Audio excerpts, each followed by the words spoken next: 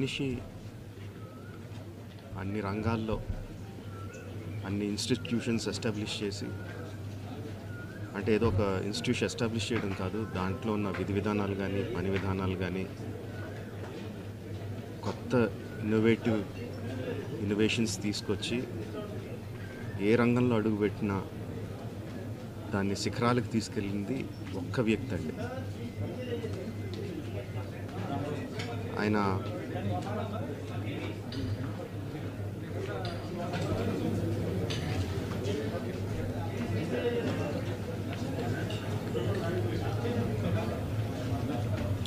ఎంతోమందికి మార్గదర్శకంగా నిలిచారు, ఎంతోమందికి ఉపాధి కల్పించారు. అలాంటి వ్యక్తికి the way we can pay tribute to him is by conferring Bharat Ratna. ఆయనకి డెఫినెట్గా ఇవ్వాలి.